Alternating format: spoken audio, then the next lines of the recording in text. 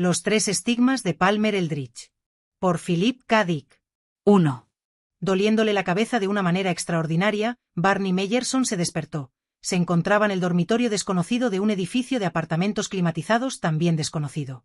A su lado, con las sábanas hasta sus desnudos y finos hombros, dormía una muchacha desconocida, que respiraba por la boca ligeramente abierta. Sus desordenados cabellos eran blancos como el algodón.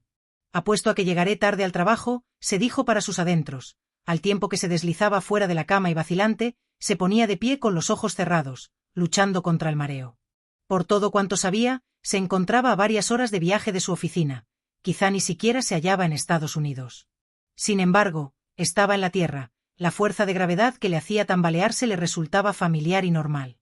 Y allí, en la habitación contigua, junto al sofá, había un maletín conocido, el de su psiquiatra, el Dr. Smile. Descalzo, entró lentamente en la sala y se sentó al lado del maletín, lo abrió, manipuló los interruptores y se conectó con el Dr. Smile. Los medidores empezaron a funcionar, y el mecanismo emitió un zumbido. ¿Dónde me encuentro?, preguntó Barney. ¿Y cuán lejos estoy de Nueva York? Aquel era el detalle principal. Entonces descubrió el reloj colgado en la pared de la cocina del apartamento. Eran las 7:30 de la mañana. No era tan tarde. El mecanismo, que constituía la extensión portátil del Dr. Smile, y estaba conectado mediante un microrelé a la computadora situada en el sótano del edificio de apartamentos climatizados del propio Barney en Nueva York, el Renault 33. Exclamó débilmente. Señor Bayerson. Meyerson, le corrigió Barney, alisándose los cabellos con dedos temblorosos. ¿Qué recuerda usted de anoche? Ahora vio, experimentando una intensa aversión física, botellas de whisky y de agua burbujeante semivacías, limones, bitters y cubiteras de hielo sobre la mesilla de la cocina. ¿Quién es esa joven? El Dr. Smile respondió. La joven que está en la cama es la señorita Rondinella Fugate. Ronnie, como ella misma le pidió que la llamara. El nombre le sonaba vagamente familiar, y de alguna manera, curiosamente relacionado con su trabajo. Escuche, dijo, dirigiéndose al maletín, pero en aquel momento la joven empezó a moverse en el dormitorio. Enseguida desconectó al Dr. Smile y se puso en pie, sintiéndose avergonzado y ridículo, al darse cuenta de que solo llevaba puestos los calzoncillos. ¿Estás levantado?, inquirió la joven, adormilada. Después de volverse hacia uno y otro lado, se sentó de cara a Barney.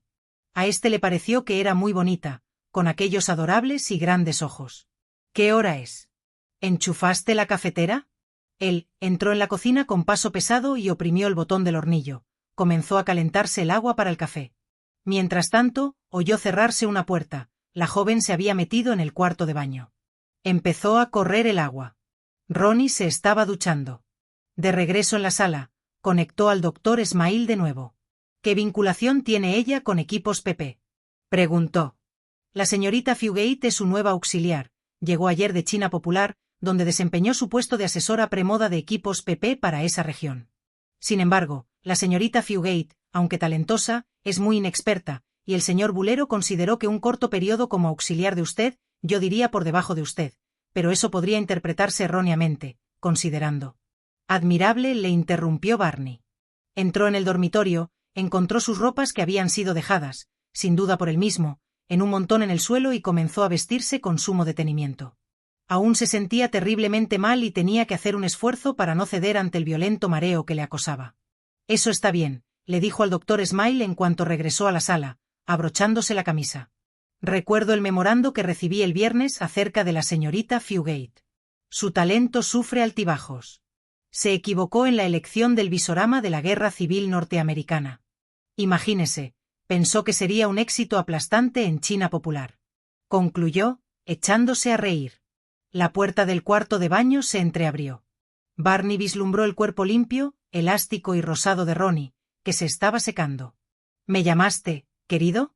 No, respondió él. Hablaba con mi doctor. Todo el mundo comete errores, dijo el Dr. Smile, con cierta fatuidad. Barney preguntó. ¿Cómo es que ella y yo llegamos a? Señaló hacia el dormitorio. En tan corto tiempo.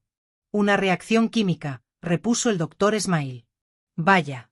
Bueno, ambos son precognitores. Previeron que a la larga terminarían así, estableciendo una relación erótica. Por lo tanto, después de unos cuantos tragos, resolvieron, de común acuerdo, que no tenía sentido esperar. La vida es breve. El maletín dejó de hablar, porque Ronnie Fugate había salido del cuarto de baño, desnuda, para dirigirse, caminando hacia ellos, de vuelta al dormitorio. Barney notó que poseía un cuerpo esbelto, erguido, una carrocería verdaderamente soberbia, y unos pechos pequeños, enhiestos, con unos pezones no más grandes que 2 guisantes rosados. O más bien que 2 perlas rosadas idénticas, se corrigió a sí mismo. Anoche quería preguntarte, le dijo Ronnie Fugate, ¿por qué mantienes consulta con un psiquiatra? Caray, andas con el maletín por todas partes. Ni una sola vez te separaste de él, y lo mantuviste conectado todo el tiempo hasta. Arqueó una ceja y le miró inquisidoramente. Al menos lo desconecté en ese momento, observó Barney. ¿Le parece que soy bonita? Elevándose sobre las puntas de los pies, estiró todo el cuerpo y elevó los brazos por encima de la cabeza, y luego, para sorpresa de Barney, inició una serie de vigorosos ejercicios, saltando y brincando, con los senos oscilando al mismo ritmo. Por supuesto que sí, murmuró él. Si no hiciera estos ejercicios del ala armada de las Naciones Unidas todas las mañanas, explicó Ronnie Fugate, jadeando, pesaría 1 tonelada. Ve a servir el café, ¿quieres, querido? ¿Eres realmente mi nueva auxiliar en equipos PP? Le preguntó Barney. Sí, por supuesto. ¿Quieres decir que no lo recuerdas? Pero supongo que eres como la mayoría de los precognitores verdaderamente superiores. Ves el futuro con tanta nitidez que solo conservas un brumoso recuerdo del pasado. ¿Qué es exactamente lo que recuerdas de anoche? Interrumpió los ejercicios, con la respiración entrecortada. Me imagino que lo recuerdo todo, repuso él, vagamente. Escucha. La única razón por la cual no te separas del psiquiatra es que debes de haber recibido la cédula de reclutamiento. ¿Estoy en lo cierto? Tras una pausa, él asintió. Eso lo recordaba perfectamente. El característico sobrealargado de color verdiazul había llegado una semana atrás. El próximo miércoles debería someterse a la prueba mental en el Hospital Militar de las Naciones Unidas en el Bronx. ¿Te sirvió de algo? Señaló el maletín. ¿Te ha hecho sentir lo suficientemente angustiado? Volviéndose hacia la extensión portátil del Dr. Smile, Barney preguntó. ¿A usted qué le parece? Lamentablemente, respondió el maletín, todavía es del todo viable, señor Meyerson. Puede soportar 10 Freuds de tensión. Lo siento. Pero aún nos restan varios días. No hemos hecho más que empezar. Después de entrar en el dormitorio, Ronnie Fugate recogió sus prendas interiores y comenzó a vestirse. Solo piense, dijo ella con aire reflexivo, que si le reclutan, señor Meyerson, y le mandan a las colonias, tal vez ocupe yo su puesto. Sonrió, mostrando una hilera de dientes soberbios. Usted no puede desempeñar mi puesto, le contestó él. Ni siquiera pudo hacerlo en China popular, y eso que se trataba de una situación relativamente simple, en términos de descomponer preelementos en factores. Pero algún día podría. Eso él lo previó sin dificultad. Era joven y le sobraba talento innato. Todo cuanto precisaba para equipararse con él, y él era el mejor en la profesión. Tenía unos pocos años de experiencia. Ahora, mientras recobraba la noción de su situación, se sintió completamente despierto. Tenía una buena probabilidad de ser reclutado, y aun cuando no lo fuera, Ronnie Fugate podría perfectamente arrebatarle su magnífico y envidiable puesto, un puesto al que había ascendido en lentas etapas a lo largo de un periodo de 13 años. Acostarse con ella había sido una solución muy peculiar ante una situación tan sombría. Se preguntó cómo había llegado a ella. Inclinándose sobre el maletín, le dijo en voz baja al Dr. Smile. Desearía que me explicase por qué demonios, ante un panorama tan espantoso, decidí. Yo puedo responderle esa pregunta, gritó Ronnie Fugate desde el dormitorio. Ahora se había puesto un suéter verde claro bastante ajustado y estaba abrochándolo ante el espejo de su tocador. Anoche me lo explicó usted mismo, después del 5º whisky con agua. Me dijo. Calló, con los ojos relampagueantes. Es poco elegante. Lo que me dijo fue, si no puedes vencerles, únete a ellos. Solo que el verbo que utilizó, lamento decirlo, no fue unir. Vaya. Musitó Barney, y se dirigió a la cocina a servirse una taza de café. De cualquier manera, no se encontraba lejos de Nueva York. Era obvio que si la señorita Fugate estaba también empleada en equipos PP, se hallarían dentro del radio que cubría el billete de abono desde su oficina. Podrían viajar juntos. Fascinante. Se preguntó si su patrono Leo Bulero lo aprobaría en el caso de que se enterara. ¿Existía alguna política oficial de la compañía con respecto a los empleados que dormían juntos? Tenía normas acerca de casi todo lo demás, aunque él no lograba comprender, como los tipos que se pasaban la vida en las playas turísticas de la Antártida o en las clínicas alemanas de terapia podían tener tiempo de elaborar un dogma para cada cuestión. Algún día, se dijo a sí mismo, viviré como Leo Bulero, en vez de estar varado en la ciudad de Nueva York con 80 grados Celsius de temperatura. Ahora empezó a sentir una vibración bajo sus pies. El suelo tembló. El sistema de refrigeración del edificio se había puesto en marcha. Había comenzado el día. Tras la ventana de la cocina el sol ardiente y hostil tomaba forma, más allá de los edificios de apartamentos climatizados que él podía vislumbrar. Cerró los ojos ante la luz cegadora. Sería otro día abrasador, sin ninguna duda. Probablemente se superaría la marca de 20 Wagners. No era necesario ser un precognitor para pronosticarlo.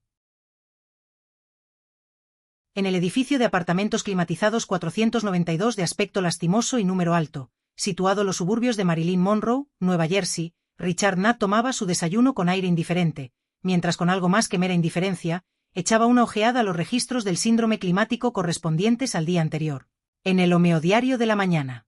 El glaciar clave, Old Skin Top, se había retraído 4,62 grables durante el último periodo de 24 horas.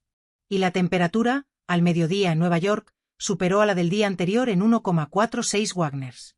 Además, la humedad, debida a la evaporación oceánica, aumentó en 16 Elkirks. Por lo tanto, las cosas estaban más calientes y más húmedas. La gran procesión de la naturaleza avanzaba a paso resonante. ¿Y hacia dónde? Nat apartó el homeodiario y recogió la correspondencia que fuera entregada antes del amanecer. Hacía mucho tiempo que los carteros no salían durante las horas del día.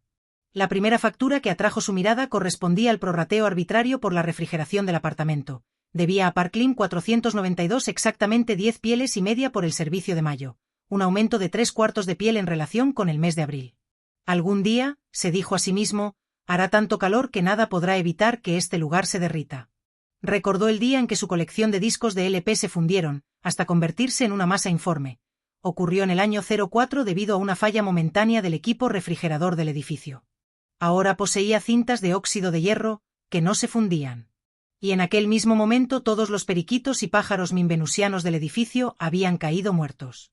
Y la tortuga de su vecino se deshidrató. Claro que ello sucedió durante el día y todo el mundo. Por lo menos los hombres se encontraban en el trabajo. Las esposas, sin embargo, tuvieron que refugiarse en el nivel más bajo del subsuelo, pensando, recordaba que así se lo había contado Emily, que al fin había llegado el momento fatal. Y no dentro de un siglo, sino ahora. Las predicciones de la Caltech habían sido erróneas. Solo que, naturalmente, no lo habían sido. Se trató simplemente de una rotura en la línea de fuerza de la central de Nueva York. Enseguida habían aparecido obreros automáticos y la repararon. En la sala, su esposa, vestida con una blusa azul, estaba pintando afanosamente con esmalte una pieza de cerámica sin hornear. Sacaba la lengua entre los labios y tenía los ojos resplandecientes. El pincel se movía expertamente, y él comprendió enseguida que resultaría una obra excelente. Al ver a Emily concentrada en su trabajo, se acordó de la tarea que hoy le esperaba, una tarea que no le complacía en absoluto. Tal vez debiéramos esperar otra ocasión para visitarle, dijo malhumorado. Sin levantar la vista, Emily repuso.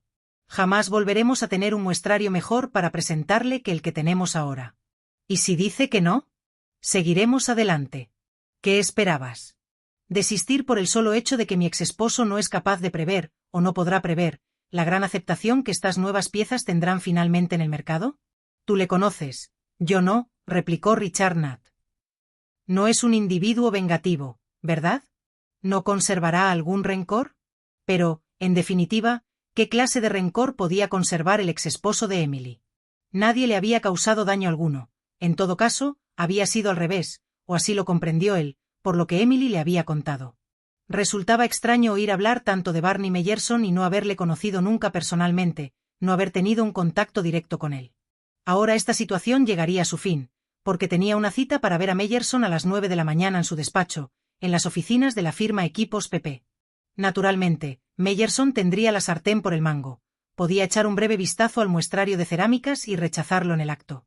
No, diría, Equipos PP, jamás se interesaría en una miniaturización de eso.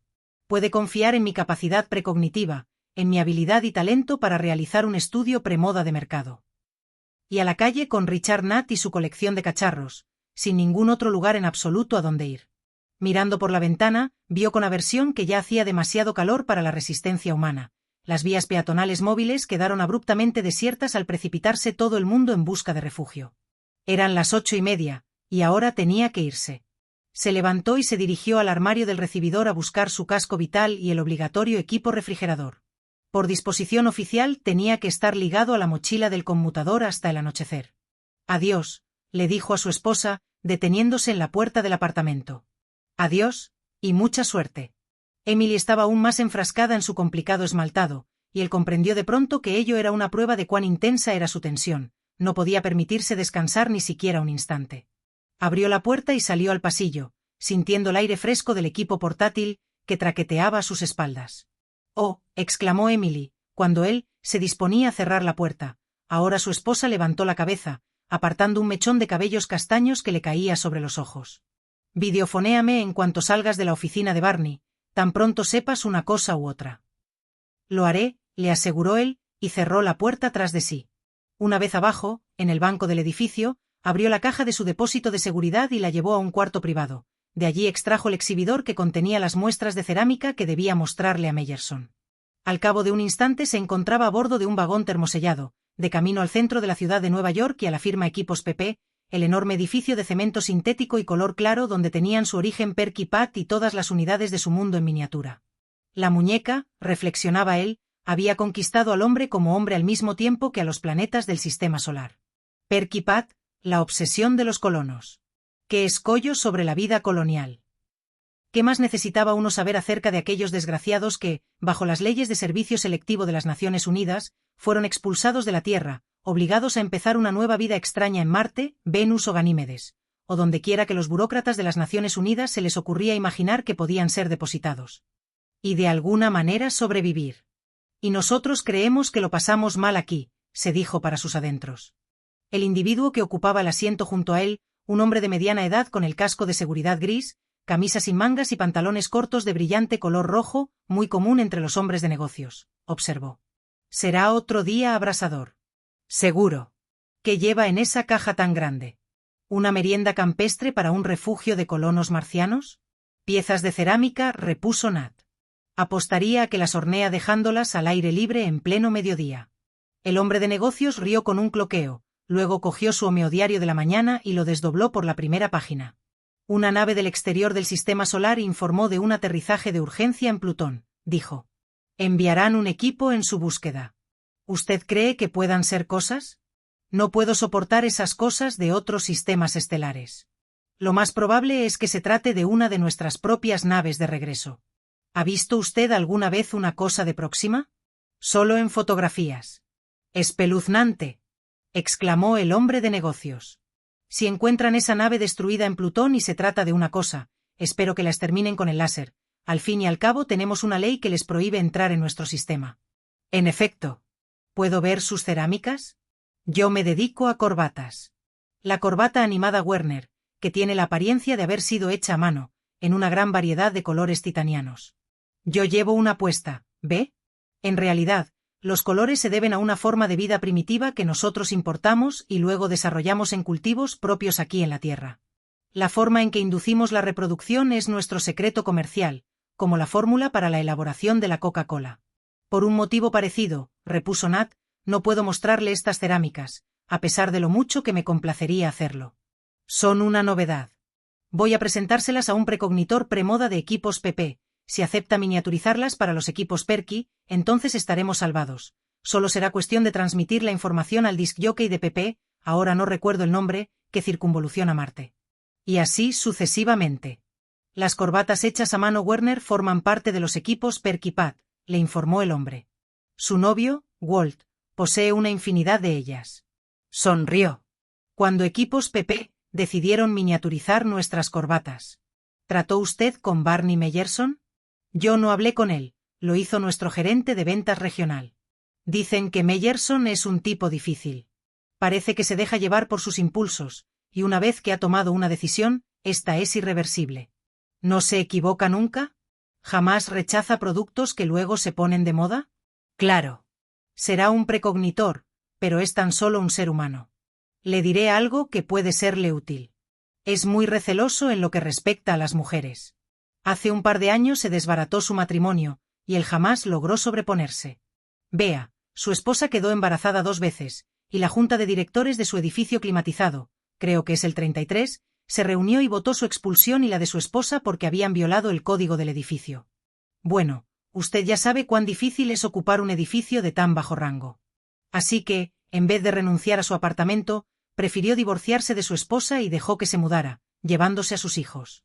Y luego, más adelante, consideró que había cometido un error y eso le exasperó. Se culpó a sí mismo, naturalmente, por haber cometido semejante error.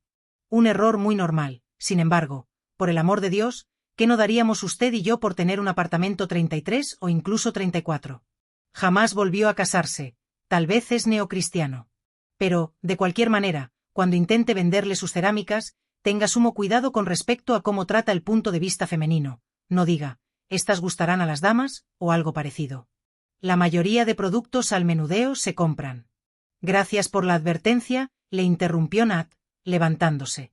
Cargado con su caja de cerámicas, recorrió el pasillo hasta la puerta de salida. Lanzó un suspiro. Sería arduo, posiblemente hasta inútil. No lograría vencer las circunstancias que, desde hacía mucho tiempo, minaban sus relaciones con Emily y sus cacharros, y eso era un hecho. Por suerte logró atrapar un taxi. Mientras éste le llevaba a través del denso tránsito del centro, leyó su propio homeodiario matutino, en especial la noticia destacada acerca de la nave que, según se creía, al regresar de Próxima se había estrellado en las heladas llanuras de Plutón. Una información llena de reservas. Ya se conjeturaba que podía tratarse del afamado industrial interplanetario Palmer Eldritch, quien una década atrás se había trasladado al sistema Prox, atendiendo la invitación del Consejo Prox de tipos humanoides. Ellos deseaban que modernizara sus autofactorías, tomando como modelo las líneas de producción de la Tierra. Desde entonces, nada se había vuelto a saber de Eldritch. Y ahora sucedía esto. Para la Tierra probablemente sería mejor que no se tratara del regreso de Eldritch, reflexionó. Palmer Eldritch era demasiado impetuoso y un profesional único y deslumbrante. Había hecho milagros al poner en marcha las líneas de producción de las autofactorías en los planetas colonizados, pero, como siempre, había ido demasiado lejos, excediéndose en los planes. Las mercancías se apilaban en los lugares más insólitos, donde no existía colono alguno que pudiera utilizarlas. Se fueron convirtiendo en montañas de desechos a medida que la acción de los elementos las corroía lenta, inexorablemente. Las ventiscas si uno podía creer que tales fenómenos aún existían en alguna parte. Había sitios donde hacía realmente frío, demasiado frío, de hecho. Su destino, su eminencia, le informó el taxi autónomo deteniéndose ante una estructura enorme, pero subterránea en su mayor parte, equipos PP, con infinidad de empleados que entraban puntualmente por las múltiples rampas termoprotegidas.